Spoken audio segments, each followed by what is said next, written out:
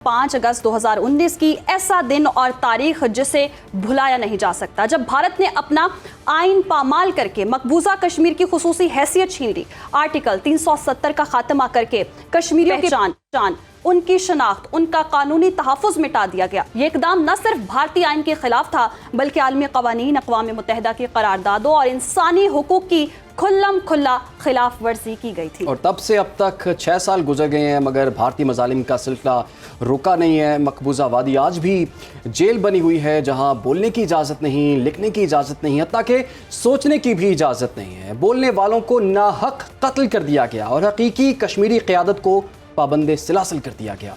इन तमाम मज़ालिम के होते हुए ना तो कश्मीरियों की आवाज़ को दबाया जा सका है और ना ही उनके जज्बा आज़ादी पर कोई कदगन लगाई जा सकी है। और इसी पर बात करने के लिए हमारे साथ स्टूडियोज़ में हमें ज्वाइन किया है हुर्रियत रहनुमा बिलाल अहमद भट्ट साहब ने। बहुत शुक्रिया बिलाल साहब आपके वक्त का। कहिएगा, जिस तरह से हम देख रहे हैं कि कश्मीरियों के हक छीना गया और जो मोदी सरकार है, इंडिया है, कब से इंसानी हुकूक की खिलाफ वर्जियाँ कर रहा है, और हम ये भी देख रहे हैं कि पाकिस्तान हमेशा से साथ खड़ा था कश्मीरियों के और आज भी खड़ा है, और आज ये खुसूसी दिन भी बनाया जा रहा है। इस पर क्या कहेंगे आप? बिस्मिल्लाहिर्रहमानिर्रहीम। पहले तो आपके चैनल का बेहद मशकूर हूँ कि जिनकी वजह से आज इस हार्ट जो है डे पे जो है आपने मदऊ किया और इस पे बात करने का मौका दिया, और ये बात इंशाल्लाह जो है पूरी दुनिया देखेगी, और शायद के तेरे दिल में उतर जाए मेरी बात, तो शायद ये मामला जो है अब करीब के ही हैं इंशाल्लाह ताला।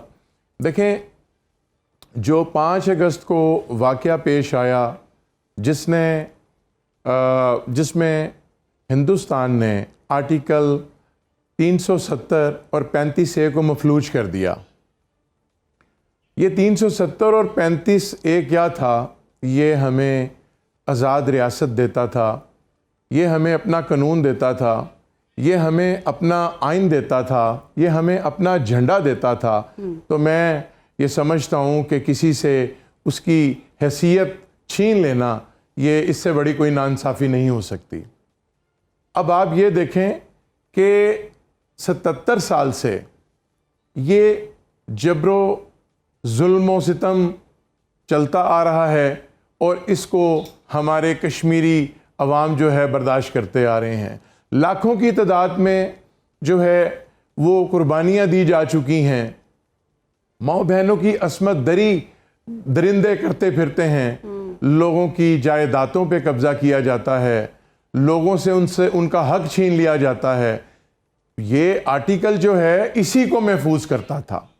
जब तक ये आर्टिकल कायम था, ये आर्टिकल 1947 में राइज किया गया महाराजा हरि सिंह के दौर में, जब कि उनकी हिंदुस्तान से बात हुई कि जब तक अक़वाम मुत्तहिदा हमारा फैसला नहीं करता और हम यहाँ पे मौजूद हैं, तो उस सिलसिले में हमें जो है ये आर्टिकल महफूज करेगा कि हमारा आइन अपना होगा, हमारा कानून अपना होगा, हमारा झंडा अपना होगा, और हम अपनी मर्जी से अपनी स्टेट में ज़िंदगी गुजार सकें। बिल्कुल भट्ट साहब, आपने ठीक कहा, और ये तमाम हुकूक जो हैं वो भारत ने जो है वो गस्ब किए हुए थे।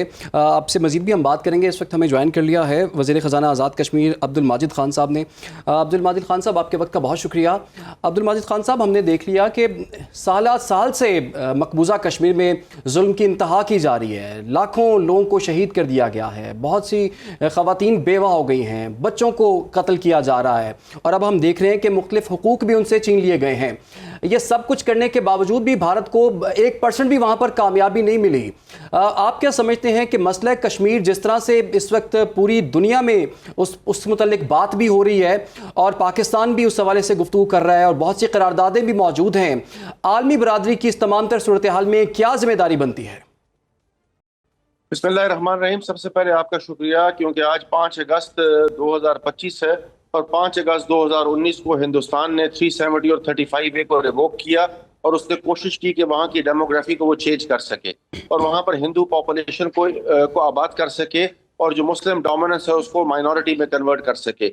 आपको याद होगा कि इस सिलसिले में कई लेजिस्लेशंस की गई, कई कवानीन की गए, असम्बली की सीटों में तब्दीली की गई, और वहाँ पर उन्होंने पूरी कोशिश की کہ ریاست کے لوگوں کو مجبور کیا جائے، لیکن میں سمجھتا ہوں کہ آزاد کشمیر اور مقبوضہ کشمیر کے لوگوں کو سلام عقیدت ہے، جنہوں نے ہندوستان کے ہر آفر کو ٹھکرا دیا اور اپنے حق خود ارادیت کے لیے آج بھی وہ ڈٹے ہوئے کھڑے ہیں۔ اس کی بین مثال اگر آپ دیکھیں تو ہندوستان جو ہے وہ کوئی بھی موقع ہاتھ سے نہیں جانے دیتا۔ ابھی ریسنٹلی حال ہی میں پہلگام واقعے کے بعد جس طرح کا فالس فلیگ آپریشن انہوں نے کیا، اور میں سمجھتا ہوں کہ ہماری جس طرح بہادر افواج نے ان کو رسپونڈ کیا، اس کی بھی تاریخ میں مثال نہیں ملتی۔ ہندوستان سے کوئی خیر کی توقع نہیں ہے۔ اس نے نہ صرف ہیومن رائٹس کی وائلیشن کی ہے، اس نے مسنگ یوتھ کے لاتعداد کیسز ہیں، ان ماس گریفس کے کیسز ہیں، آپ کی ہاف وڈوز کے کیسز ہیں، اور اس طرح کی آپ دیکھیے کہ انہوں نے وہاں کے آرکائیوز مٹا دیے۔ لیکن یہ جدوجہد تکمیل پاکستان تک جاری رہے گی، اور انشاءاللہ الرحمن کشمیری اپنا حق خود ارادیت حاصل کر کے دم لیں گے۔ صحیح۔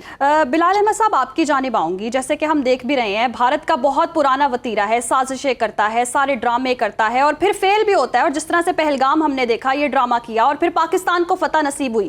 اس کے بعد ہم دیکھ رہے ہیں کہ مسئلہ کشمیر جو ہے ہر سطح پر اجاگر ہو رہا ہے اور مسئلہ کشمیر پر بات ہو رہی ہے۔ ڈونلڈ ٹرمپ نے بھی کہہ دیا ہے وہ ثالثی کا کردار ادا کرنے کے لیے تیار ہیں۔ ان سارے معاملات کے بعد آپ کو مسئلہ کشمیر حل ہوتا نظر آ رہا ہے؟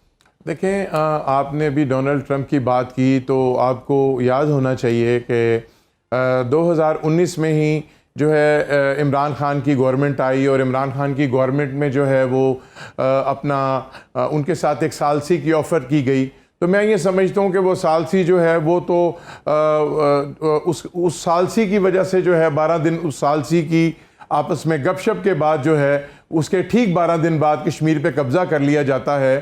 تو مجھے تو یہ اس میں سازش کی جو ہے وہ باقاعدہ سمیل آتی ہے کہ اس پہ باقاعدہ سازش کر کے یہ کام کیا گیا، اور ایسی ثالثی نہیں چاہیے جس سے ہمارے حقوق چھین لیے جائیں، ہماری آزادی چھین لی جائے، اور ہمیں جو ہے اپنے گھروں میں جو ہے وہ جیل خانے ہمارے ڈکلیئر کر دیے جائیں۔ تو یہ ظلم جو ہے میں نہیں مانتا اس ایسی ثالثی کو جو کہ کشمیریوں کے حق جو ہے ان کو غصب کر جائے۔